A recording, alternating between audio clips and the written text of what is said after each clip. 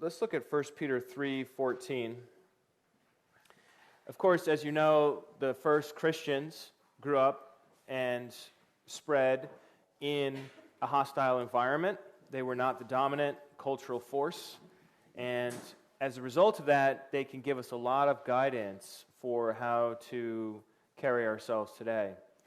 In some ways, I'm thankful that the veneer of Christendom and sort of like civil religion has atrophied and fallen away. I never really liked it anyhow, because then you just have like a lot of fakers, and it just didn't really ring true to what I was reading in the Bible anyhow. So there are advantages to our current cultural moment as well. 1 Peter 3:14 says, "But even if you should suffer for righteousness' sake, you will be blessed. Have no fear of them, nor be troubled, but in your hearts regard Christ the Lord as holy, always being prepared to make a defense to anyone who asks you for a reason for the hope that is in you. Yet do it with gentleness and respect, having a good conscience, so that when you are slandered, those who revile your good behavior in Christ may be put to shame." So there's a lot going on here. The first verse there, verse 14, talks about suffering. There's an assumption that if you're going to be a Christian in their world 2,000 years ago, you're going to suffer. Probably. I mean, generally speaking, like there's going to be some sort of cost to pay, whether it was official government persecution, torture, execution. I mean, that's obviously a very extreme situation.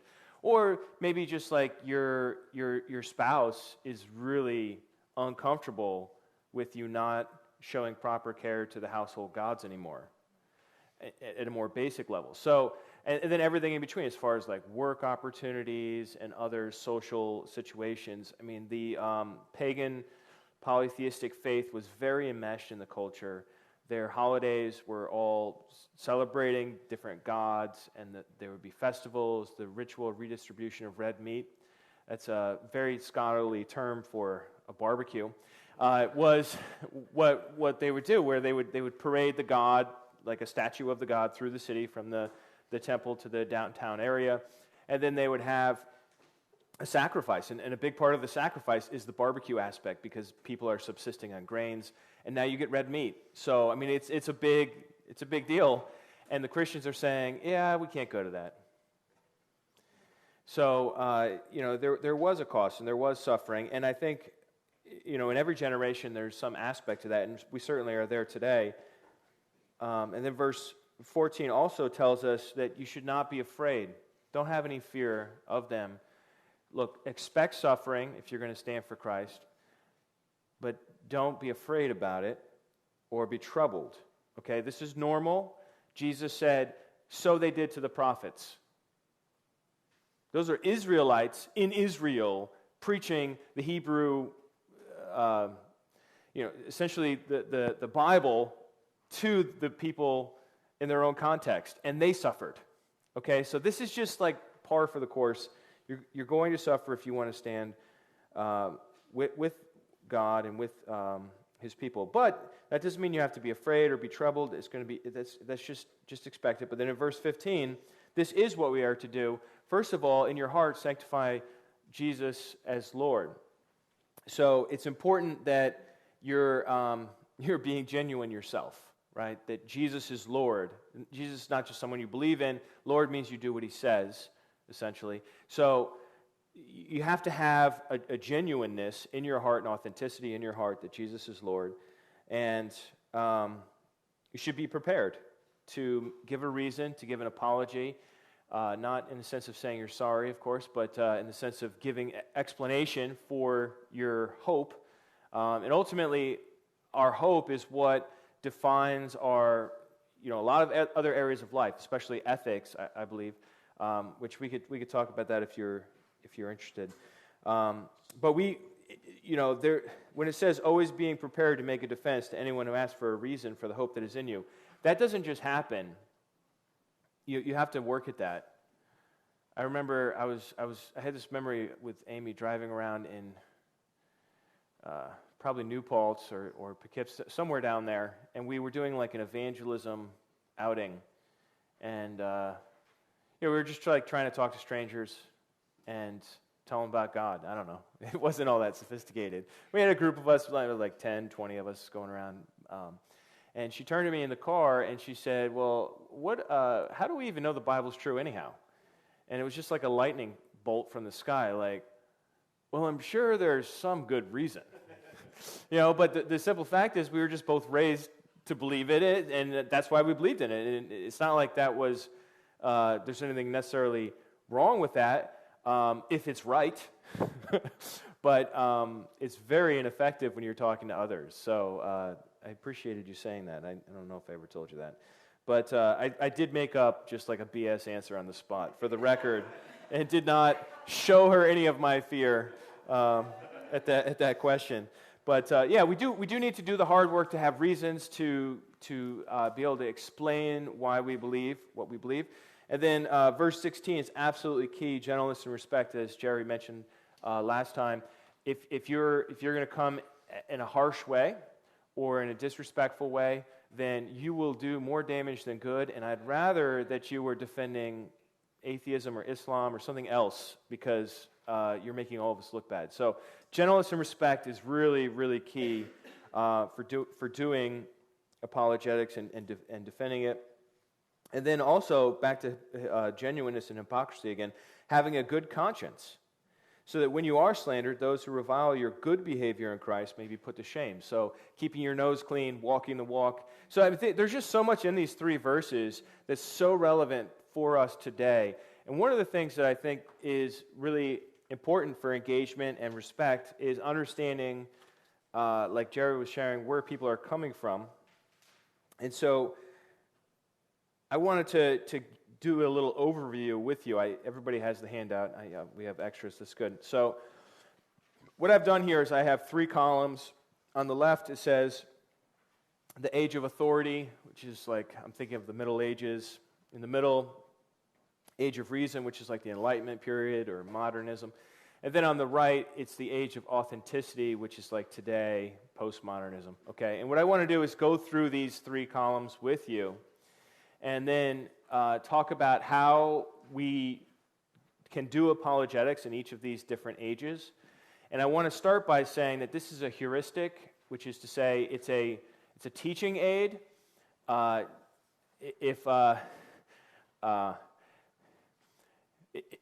It's something that can be helpful for us to think with. In other words, there are actually people who are like using reason in the age of authority. Okay, so like I'm going to keep things very separate and very distinct, but I recognize that that's somewhat of a false strategy. But I think it's going to be helpful as we go through. So all right, so for the people, like, think of your average medieval person. I don't know, like Dante.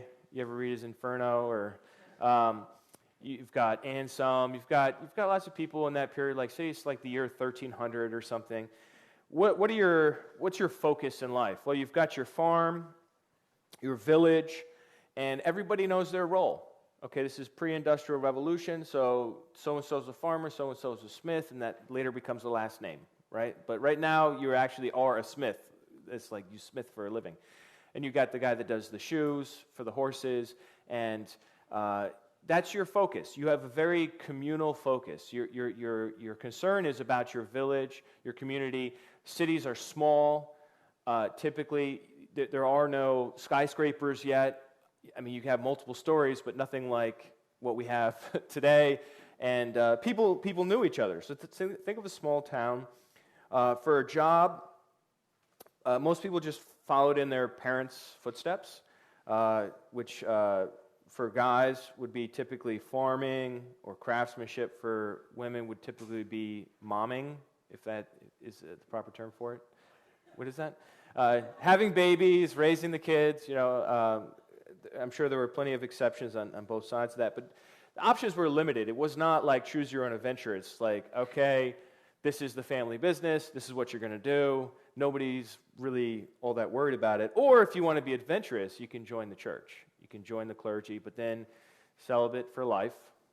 Kind of a bummer right there, speaking as a married man. And or you could join the military, and that wasn't all that stable either. It depended on when there were wars. But and then once the New World was discovered, then that was another option. You could like just go to the New World and like recreate yourself, but like the options were pretty much the same as the Old World as far as like what needed to be done.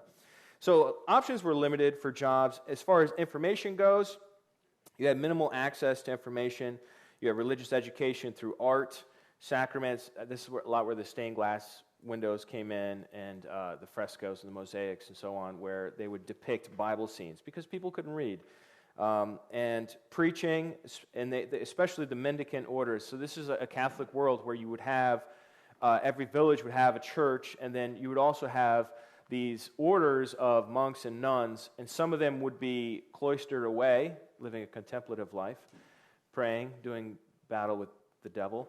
And then you had others who would be like in the city begging, like the Franciscans, Dominicans, and so on, and they would be preaching. So you would get to hear some information from these guys. The morality was a lot of times embedded in oral traditions. Books were super expensive and handwritten in Latin, which most people didn't really read anything, much less Latin. And then you had inherited trade knowledge. So people tended to be, I imagine, pretty good at what they did, because like dad and grandpa and so or mom and grandma and so, like they would pass down knowledge on like how to do your role in life. So things were specialized in that sense, but they're even books are not really an option for your common person. As far as religion goes, we had compulsory support of the local Catholic Church, sacraments, pilgrimages, relics, endowed masses, tithes as part of taxes. I am a church history teacher, so if you have any questions about any of this, just let me know. But that would take all of our time. So I'm just trying to like get you into the mindset of the medieval world here. Everyone has their role. The saints are the ones that are super spiritual. You're not expected to be super spiritual. You're expected like if you're the leather saddle maker, like you're expected to make good saddles. That's what you're expected to do. You go to church, but so does everybody.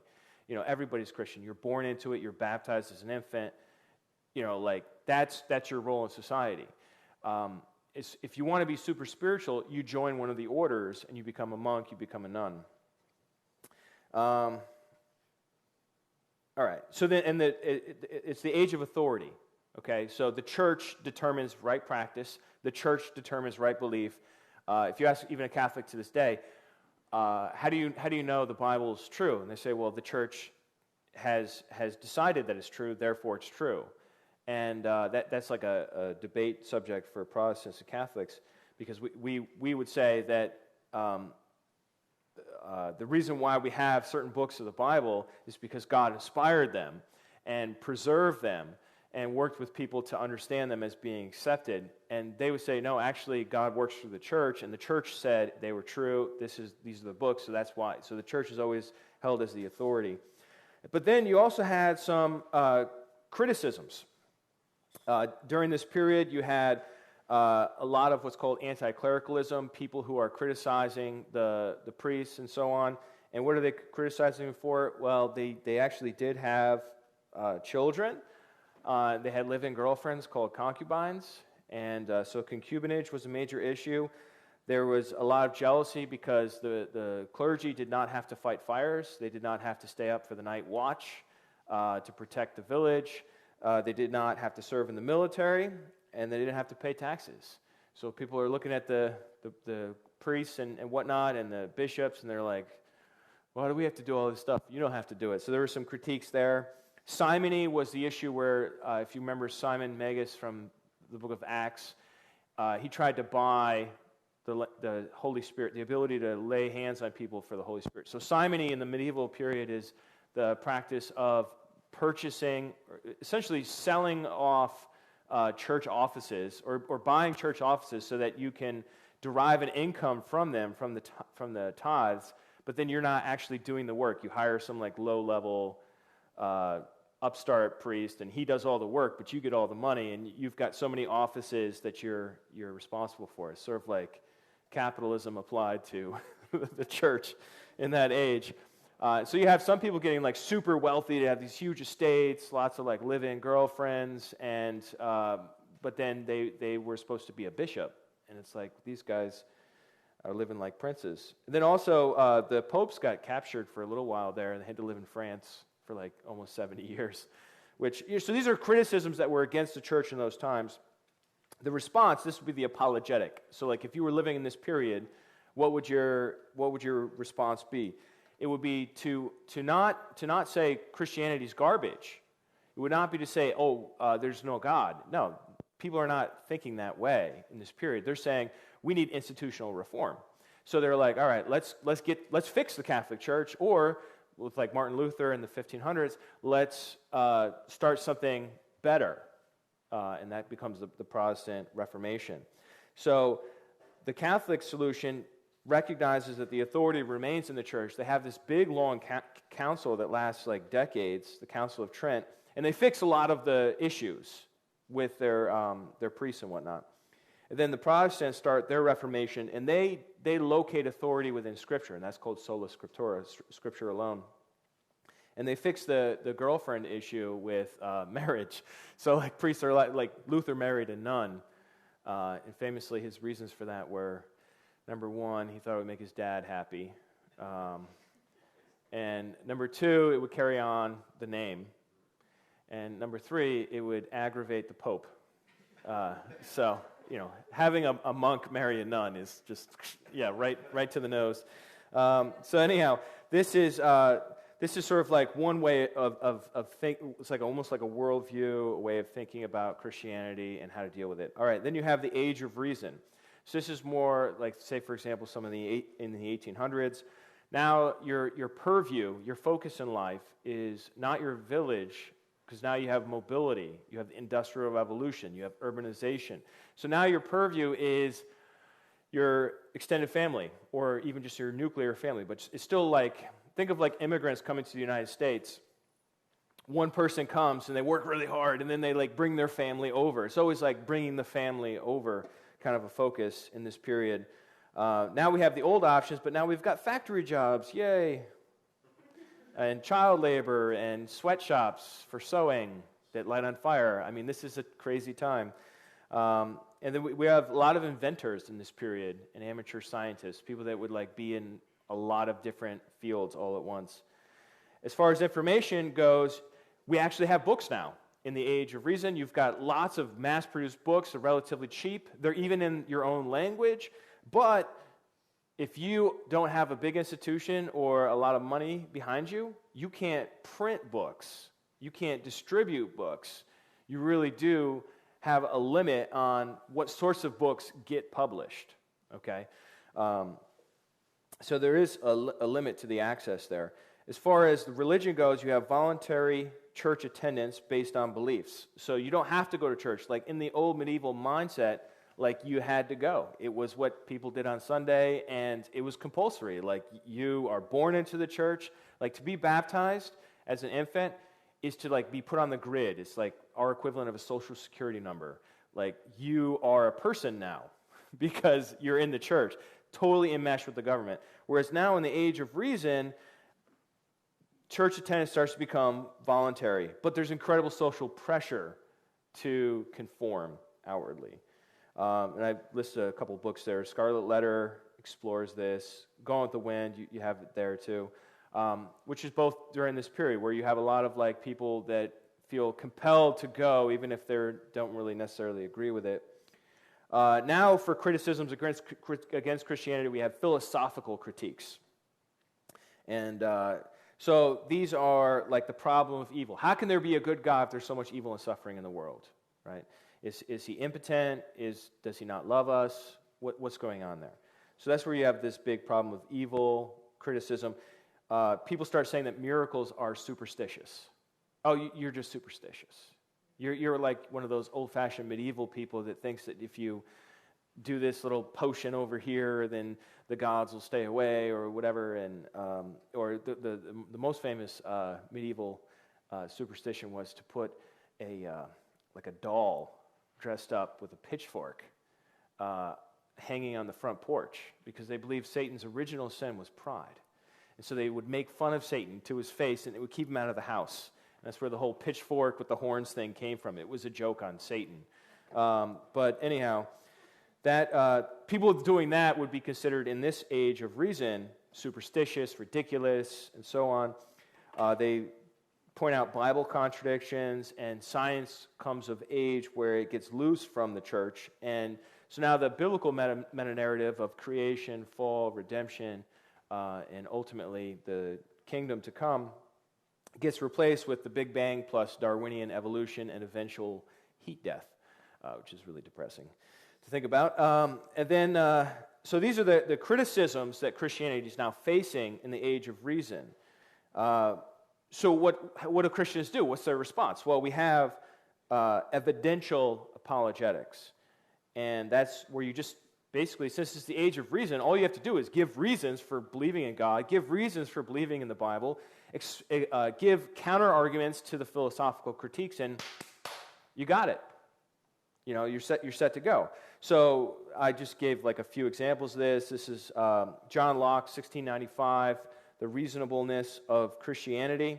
And basically he's using Enlightenment thinking, a rational thought to prove Christianity. Then my favorite title, I had to expand the box just to fit it. 1800s titles are my favorite.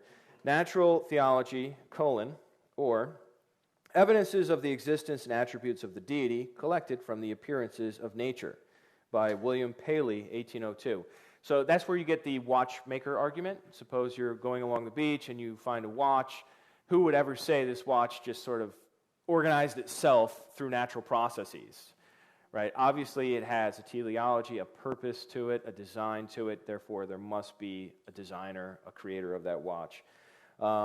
And then I just threw Case for Christ on there because I love Lee Strobel, even though he believes a number of things I don't. But his Case for Christ book is pretty good, and his movie's super awesome. And William Lane Craig, we could put in like seriously like at least 100 authors in this box here, because really Christianity just did such an awesome job on this. And if you're not aware, search around online and stuff, and you can find a lot of good evidential apologetics. And then you also had presuppositional apologetics, which is sometimes attached to a man named Cornelius Van Til.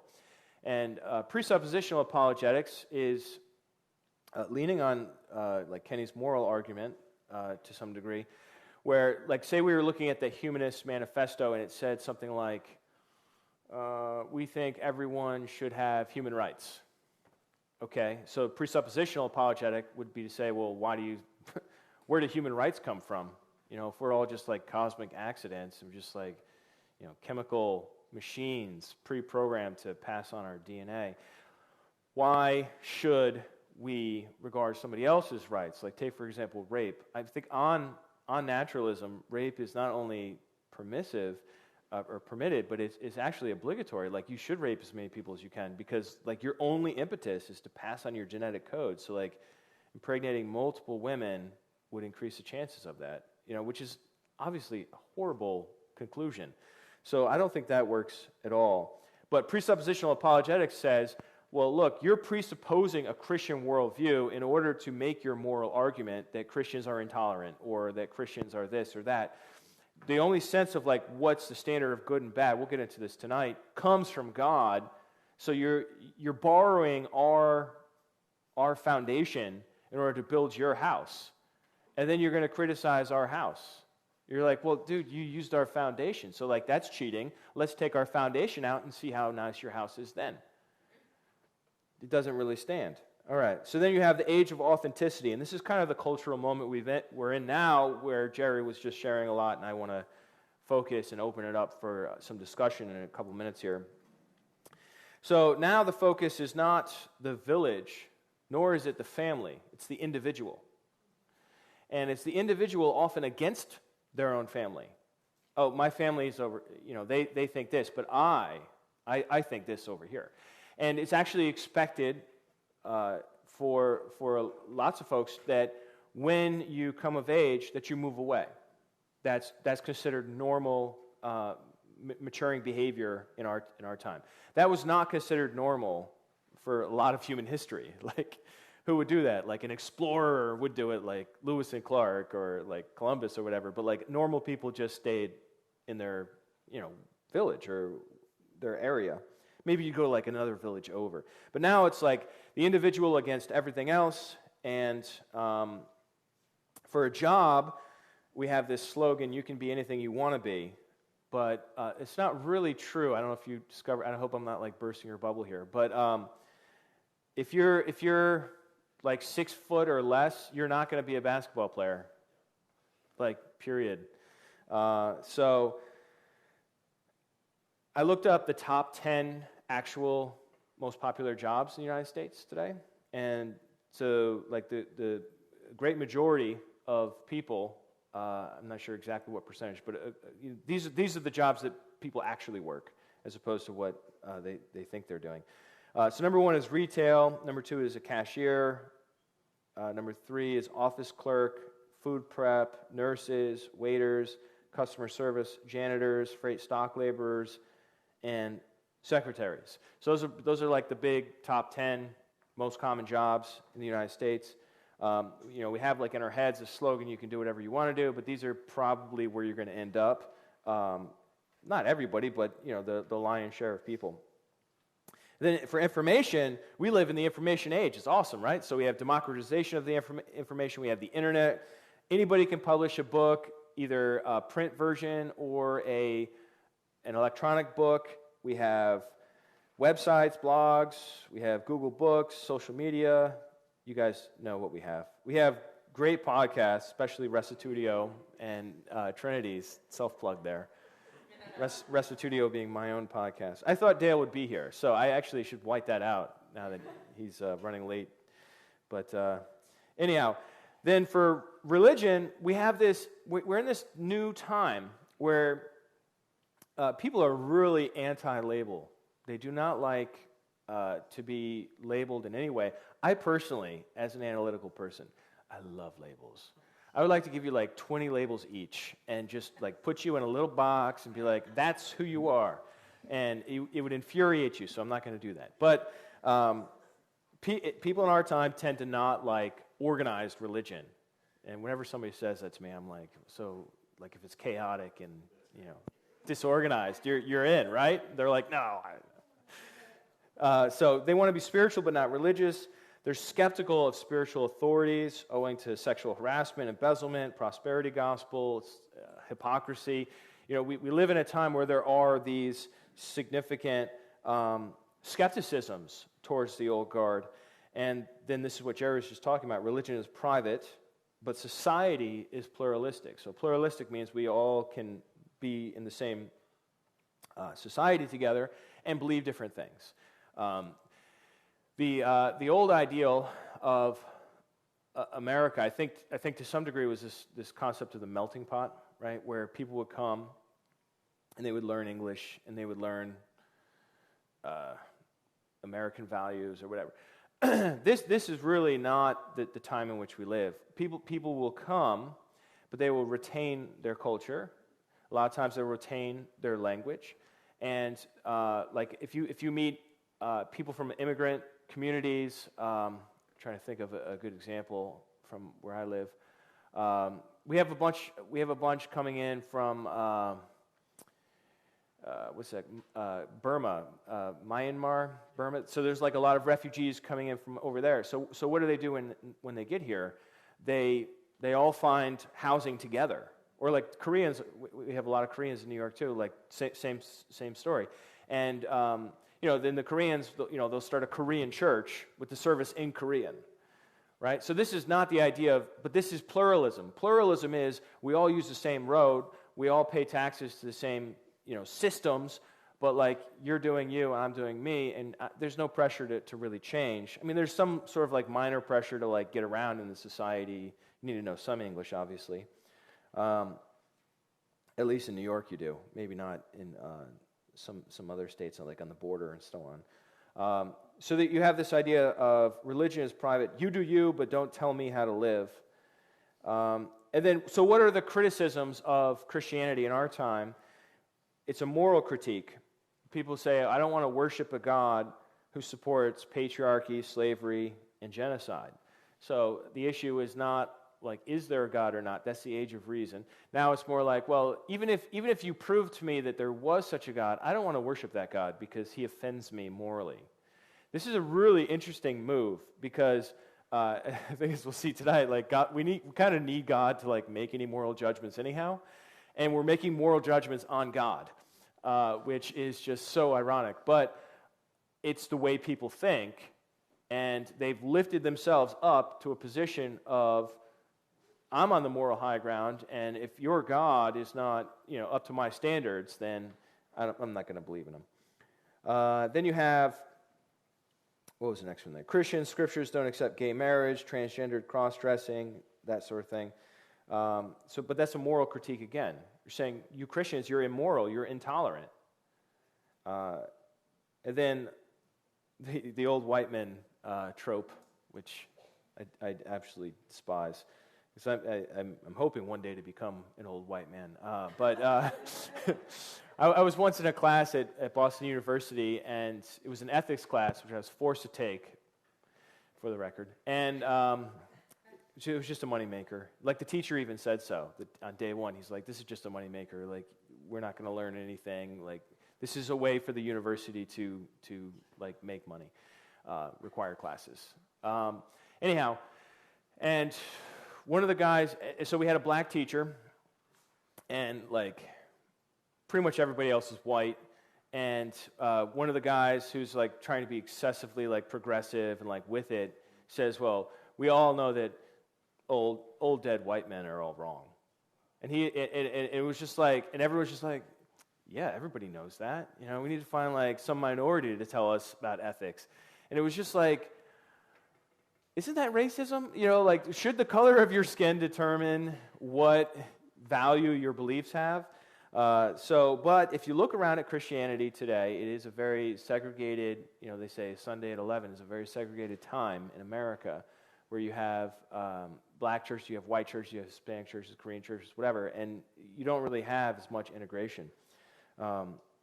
So these are criticisms that we face. So the response, what do we do? I listed just a couple of books here, two by Nancy Pearcey, Total Truth, which I just been reading myself, haven't gotten through it all the way, and then Love Thy Body is her most recent book, came out this year, which I did a whole presentation, well, not just on that book, but like a lot of it at the theological conference recently. But then you have Making Sense of God by Tim Keller, and the approach is pretty simple, and I recommend this to you in your conversations with people. So if you like glazed over during the history lesson, that's okay. But get these 1, 2, 3 at the bottom right corner. Number one, identify a longing in the culture.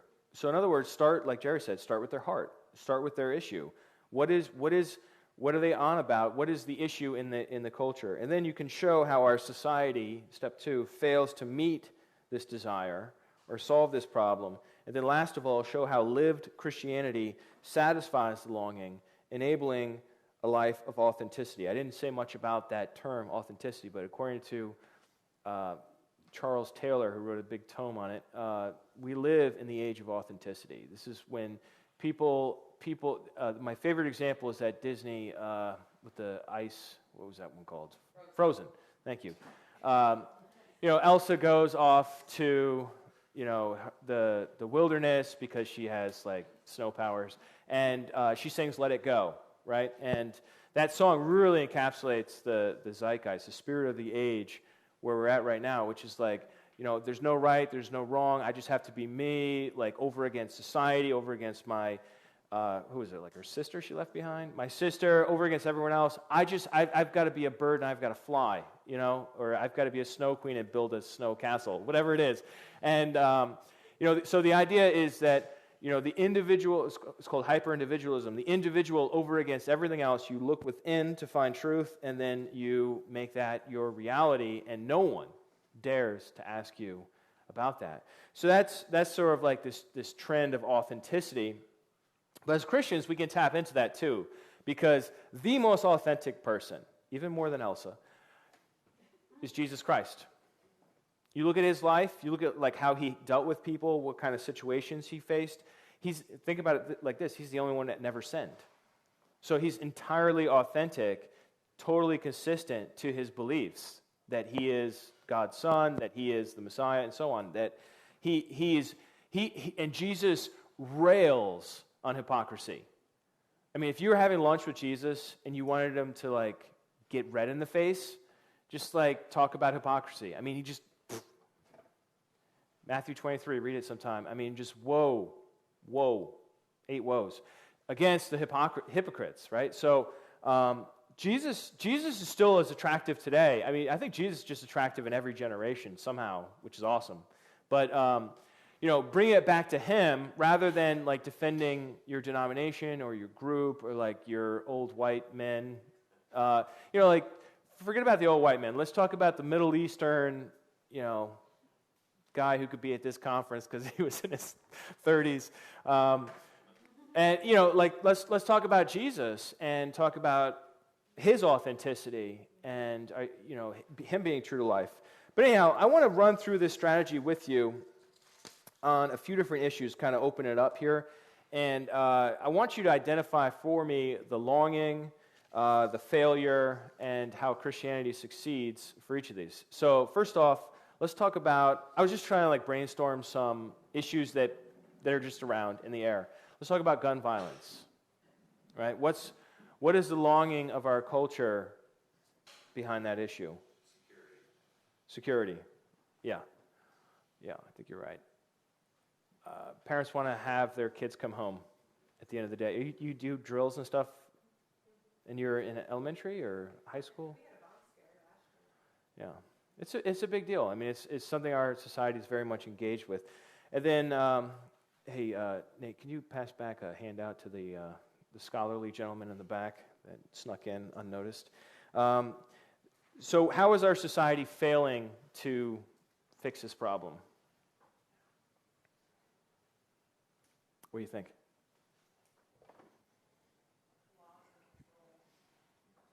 Was that you, Stacy? Yeah. Talk about that.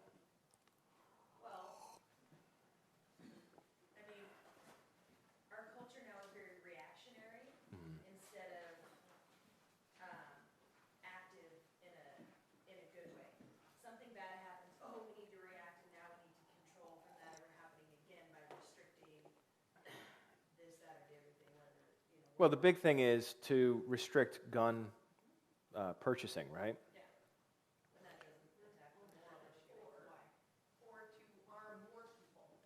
Oh, you could be packing because you're a teacher. I mean, but that's yeah. You've got either end. You've got taking right. all the guns, or let's give guns to teachers. Right. Which. How do you feel about that? Honestly, I'd like to have some more armed guards. I am scared sometimes because even being in an elementary school doesn't keep you from that violence anymore. And evil exists, and this is where what you were talking about. And evil's not going to go away. And I was thinking about, I was listening to the radio. And another horrible incident had happened. I was in the car with Aaron, my older son, and I just said, you know what? This is terrible, but it's true. The thing that stopped the bad guy with the gun was a good guy with a gun. But the whole incident still happened because evil exists. So it's not, you either become Australia where they round up all the guns, which then you use knives.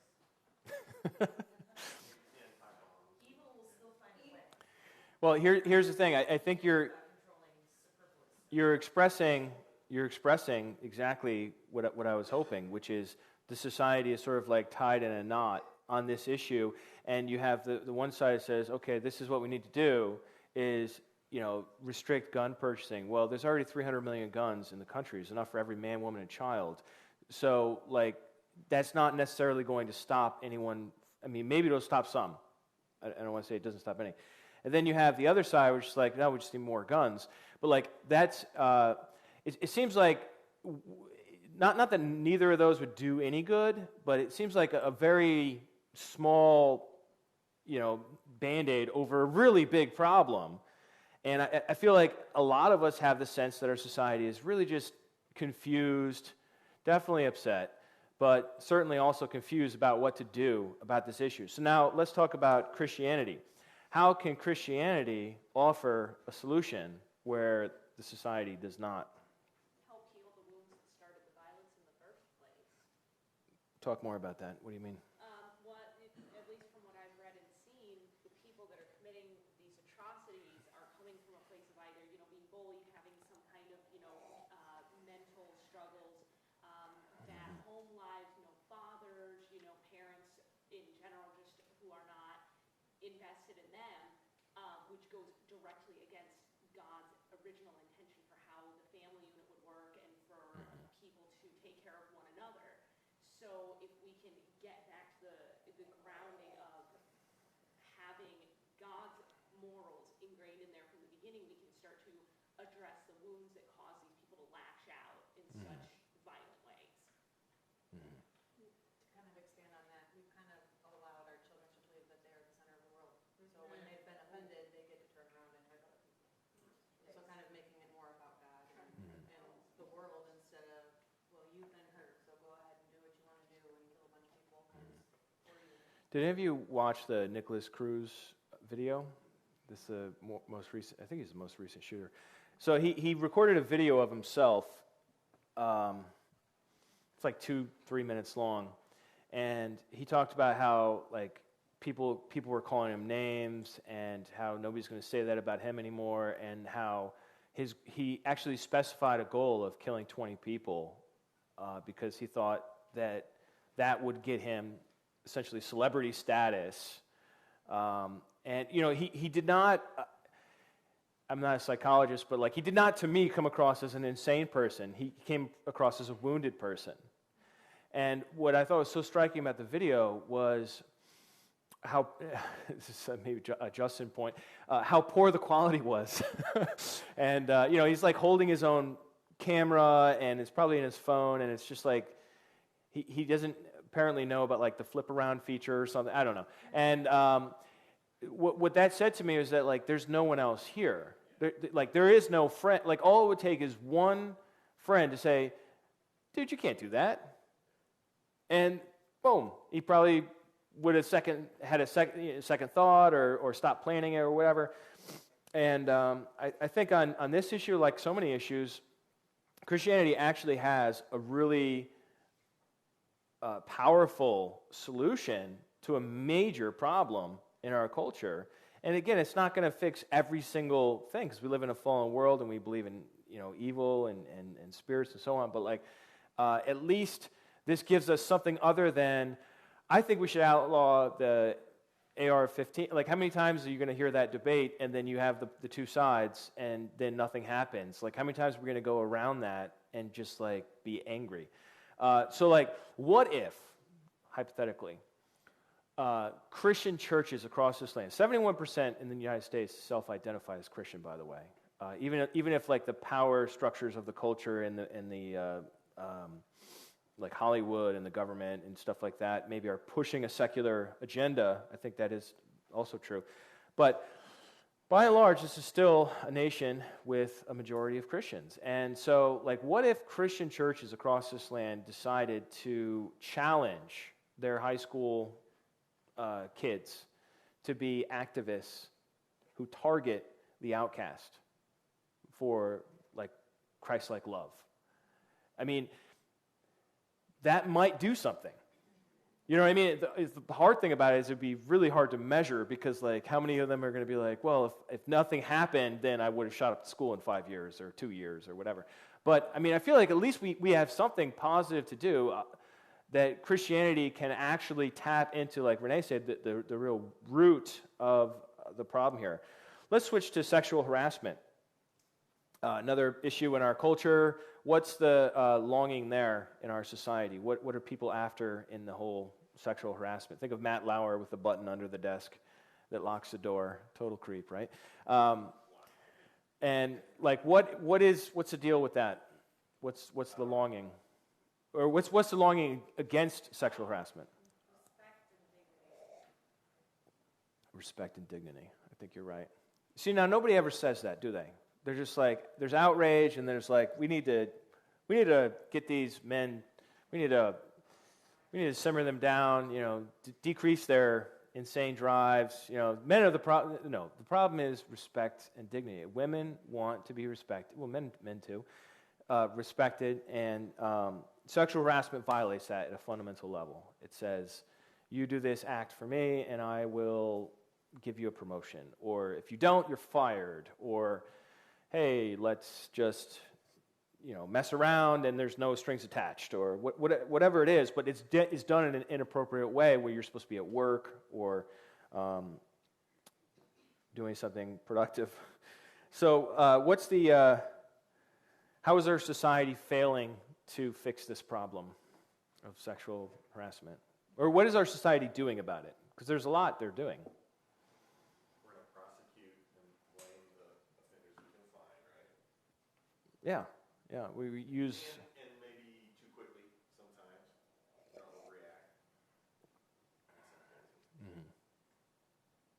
I think there's a lot of raising awareness on what consent means, but I think that's positive, so. Yeah. No, I mean, it's not like our society only does bad things. Yeah, I mean, so raising awareness about consent, what that means, firing people who are guilty, or maybe not, but seem to be guilty or associated with it, yeah. In my opinion, they're doing the same thing where the reaction is all about the superfluous stuff. It's not about the hard attitude of what the actual problem is. It's about dealing with the fringe around the edges. Okay, we know you did something bad, so we can control you, but that doesn't address why they got there or how that. You have to go back to the beginning and all the people that they don't know about, all the people that you haven't caught. That's the problem, but we're just grasping at straws and just grabbing around the fringe.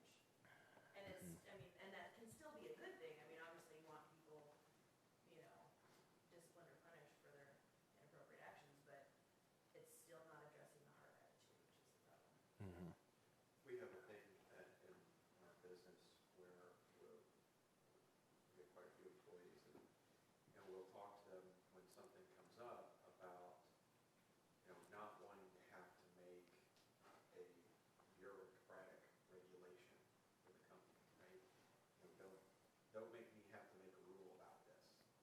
And the idea is that if the person behaves in a respectful way to begin with, you don't have to have a rule, right? It's like the great commandment to love one another. Right. That the all of the law is wrapped up in that one thing, right? So what law are you going to break if you're loving, right? And so we see this in at work all the time where if we can get people to self-regulate, acting out of respect, and that kind of thing, you don't have to make a rule. Mm-hmm. But a lot of times it doesn't work that way, and it doesn't take that many people not self-regulating for you to go, okay, now we have to make a rule, and you have to control their behavior. And so I think what I see in that is that fringe that you're talking about is the controlling the behavior. We're going to make these rules to control the behavior, but we're not really dealing with what's creating behavior in the first place. Now, is there an HR person people can report to? At our office? Yeah. Sort of, yeah. We don't have an HR person.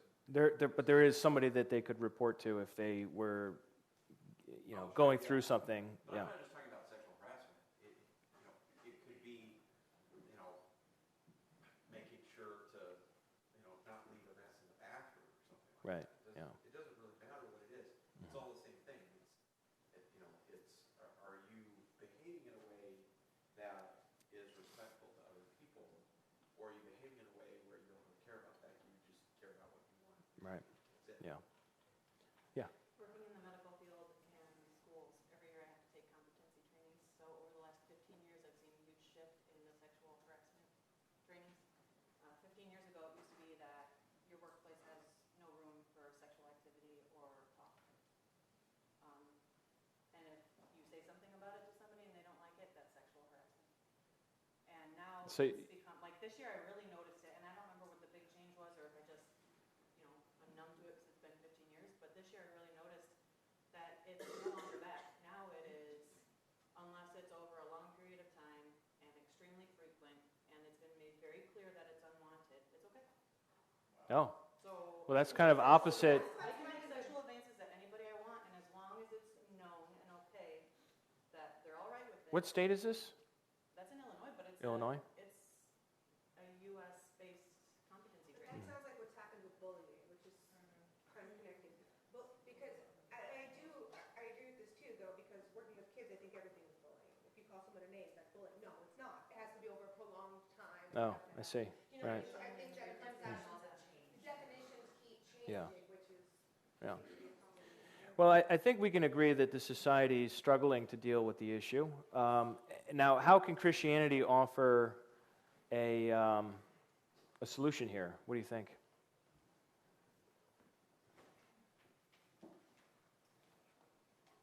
I don't think Christianity appeals to this concept of self-governance, right? That we're all individually responsible for that code and our behavior. I don't know if it's a solution, but it seems like it's the objective. Yeah, yeah. I mean, I think the Christian worldview has some real great grounding for respect. I mean, which is really the issue with sexual harassment. Like, if you really respect somebody, you're not going to objectify them or dehumanize them and treat them like an object.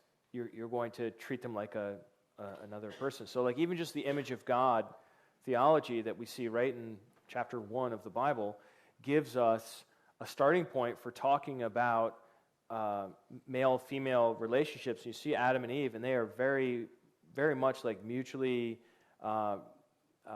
dignified in the created order.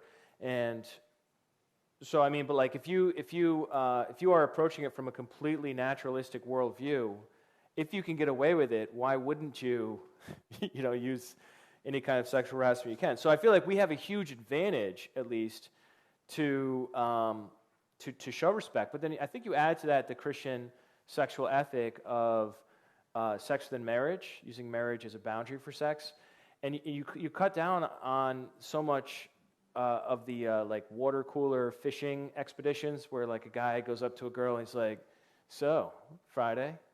And it's not like I want to take you out Friday and show you a good time. It's like I want to hook up Friday, and and if she's not into it, she smiles and she feels awkward and she's like, "Oh well, I'm busy this Friday," and then now it's like, okay, so Saturday, you have guys that are like that, and I think we do have some significant advantages on that issue. I don't really know like one thing that we could like do as a society, like other, like John was talking about in his own company, he can sort of like call people to be more respectful of their surroundings and so on. But I'm sure there's probably something. Do you have a suggestion? Yeah, I think, if the church, I mean, I don't know, it's kind of hard to expose a non-Christian person to a church environment if they're not interested in it. But I mean, if you're just hanging out with people and you kind of invite them to your culture, you can see that, as exemplified, if in, they talk about in the New Testament about, we're brothers and sisters in Christ. If you treat, if the women treat the men treat the women as brothers and sisters, there's not inappropriate stuff going on. I mean, not to say, nobody is seeking a spouse or anything like that, but, we're respectfully doing that in a proper way, and I think that's different. I mean, Well, seeking a spouse and seeking a hookup are two totally different things. right. And it's like you're showing a different way of doing that too. You can tell a difference when you're with a group of people that it's just a totally different environment and Yeah. the way people are treating each other. So you're saying maybe we could model a better way of treating Yeah, the opposite I've been sex. in church environments where people were not doing that very well, and that was kind of a bad example for unbelievers. And I've also been in environments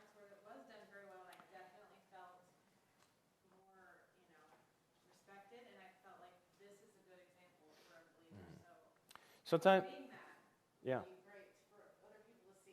I think also in the workplace, just expanding your idea a little bit. If you see something and you're especially, well, I mean, it doesn't matter if you're a guy or a girl, but like if you see it happening, all it takes is like one voice to be like, hey, like if I'm a guy and like there's another guy and he's like making this move and you can see she's not into it, you just be like, yo, she's not interested. You know, and like that'll shut it down like that. I mean, like advocating a little. I mean, obviously it depends on the situation. You know, if you're standing outside a bar on a Saturday night at 2 a.m, that line might get you in some serious trouble. But you know, in the workplace, you should be able to speak up and be an advocate for respect. Now, you know that person doesn't have the same Christian groundings that you have, but they're still in the wrong. So I feel like there is space there to sort of like being. Somebody had hands up over here. It's similar to what you said about, again, your children, getting our high school kids and getting our middle school and even elementary school. Yeah. To go out and be people that target the person that Yeah. Yeah. It's the same willingness to have a voice and to speak up, because we do a lot of training with bullying and whatnot, and the majority of people are just the silent observers who are too afraid to say anything. Oh yeah. Yeah. I mean, I got bullied in junior high, and it was like torture. But like, there were always a bunch of people around.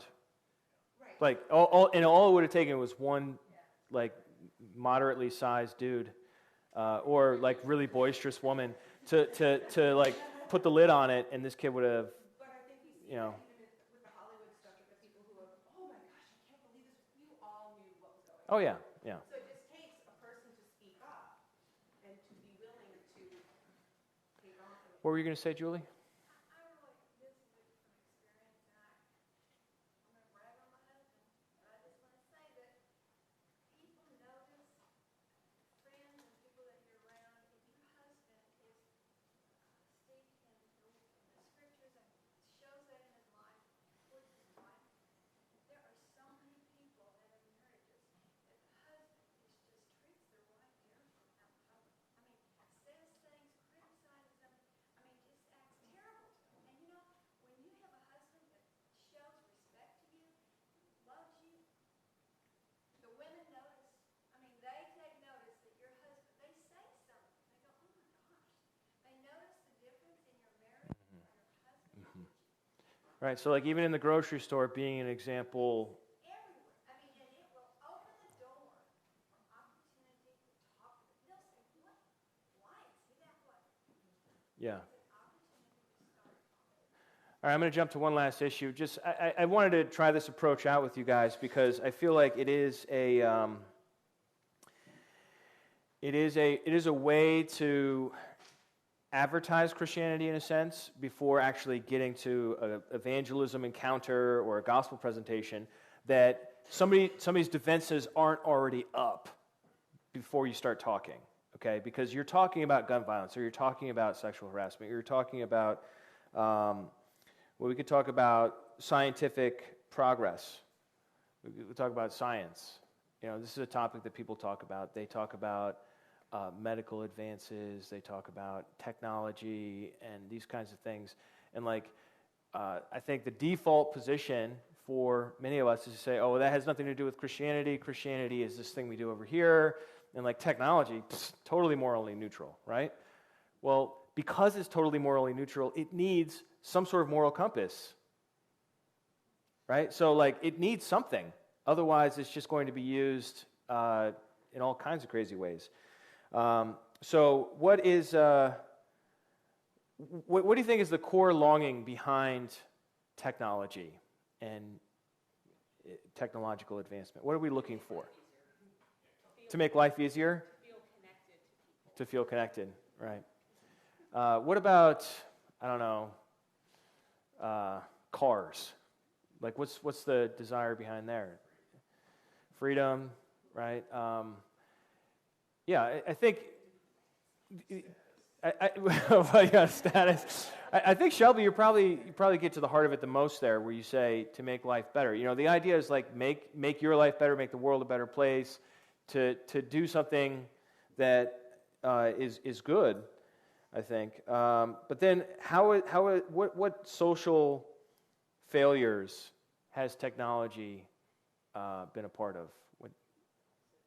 What are the problems that? Disconnected us. We don't have social skills anymore. Okay, loss of social skills, pornography. What's wrong with pornography? It's just ubiquitous, it's just everywhere because of technology. Okay. Can be hidden. Uh-huh. I mean, there's a difference in me talking to you face to face and a heart issue and talking to me texting you or doing something on the internet. Uh-huh. It'd be independent, I can do everything without you. Right. It also only shows part of you. I think the big thing with technology is then we now can hide a lot of the bad stuff and only show the good stuff because we're still wanting that respect and that dignity. So if I show only this part, then people will think I'm a certain way. Right. And Right. that's a big problem. Well, I think a lot of our weapons are actually technological advancements as well. I mean, bombs are made of technology, right?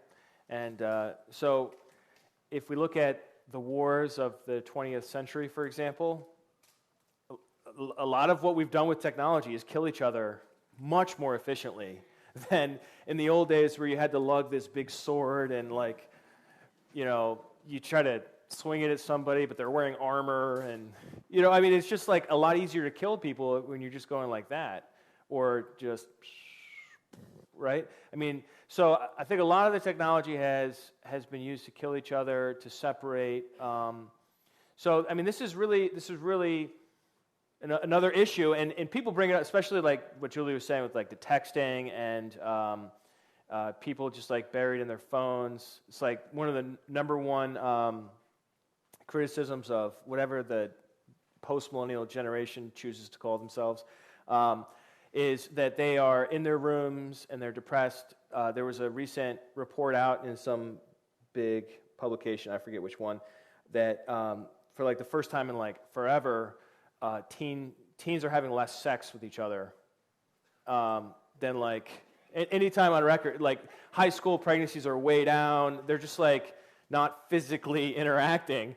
And they were like, wow, I can't believe this. And depression is way up. Teen depression is way up and sex is way down. So that's like a half win, I guess. I don't know. But so how does Christianity offer a solution here for technology or for any of this science type stuff? What do you think?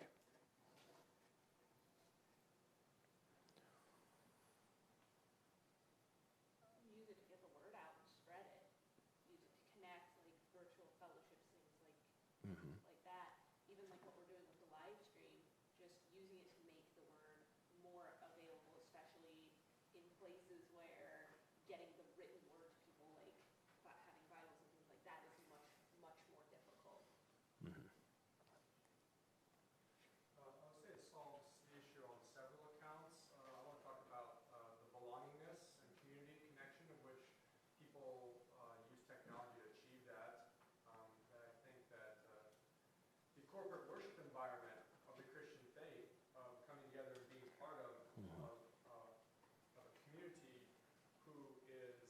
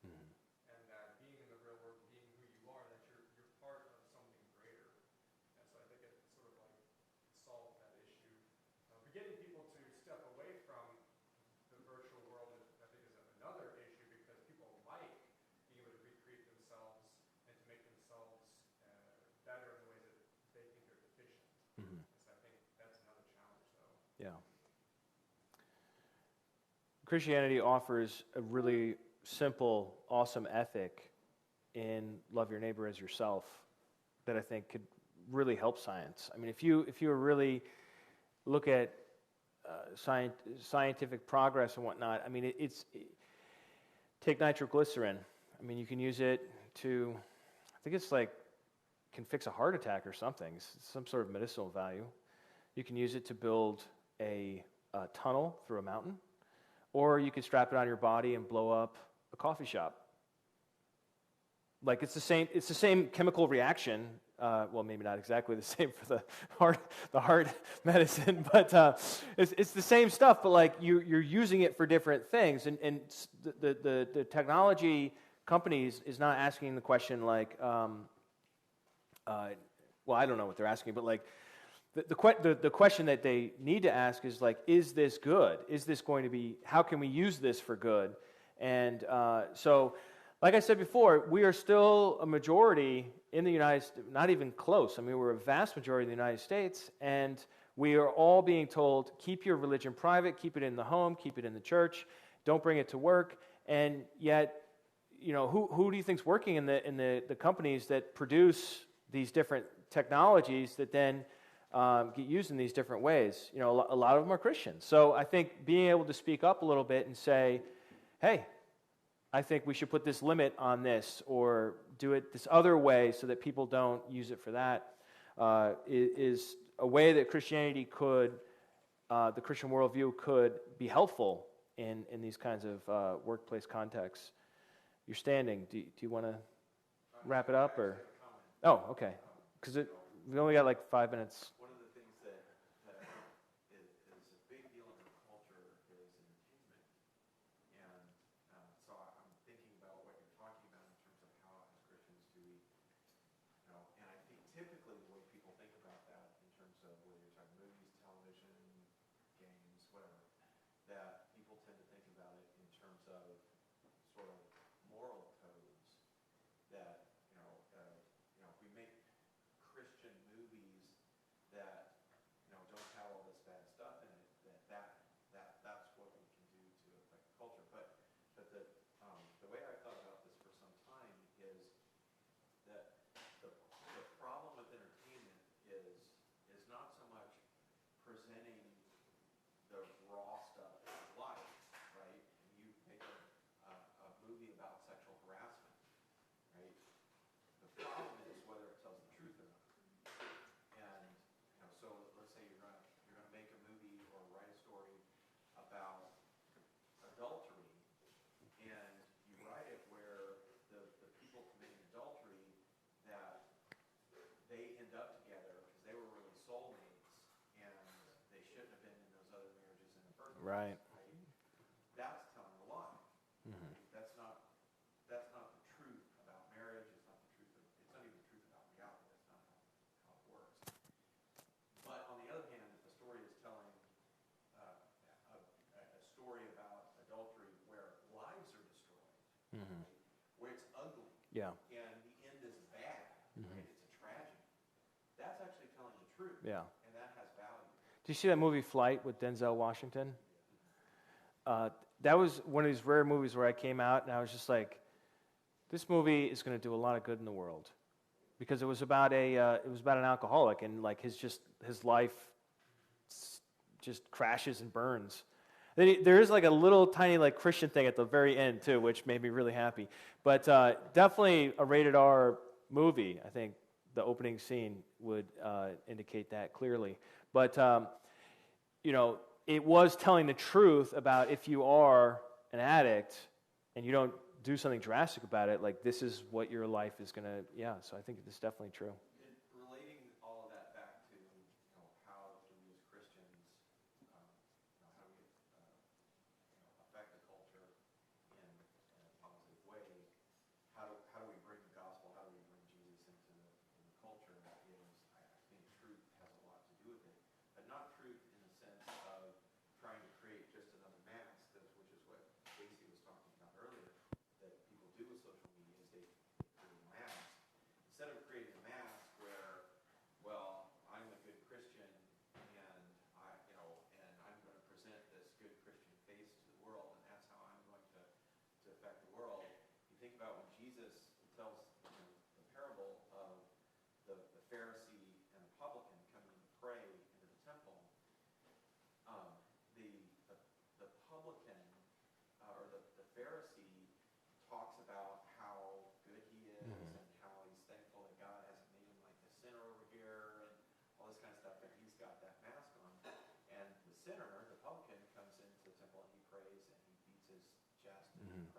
God, be merciful to me, a sinner. Jesus asks, who walked away righteous, right? Mhm.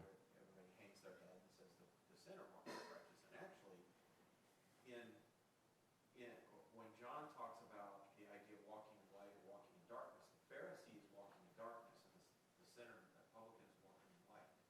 And that, I think, is the truth that we bring to people, and the reality is we take off the masks, and we are all of us fallen human beings. It doesn't matter whether you're a Christian or non-Christian, you are a fallen human being, and you are either the Pharisee who's putting on the mask and walking in darkness, or you're the sinner who's taken off the mask and is crying out in authenticity. Right, yeah.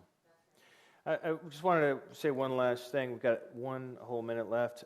Is that on your handout here, there are people in our world today, I know I presented this as like categories of time, but there are people in our world today that operate by all of these. There are some people you're going to meet, the more scientific, analytical types, and you give them 4 arguments for God's existence, and they're like, QED, sign me up. Where do I go to church?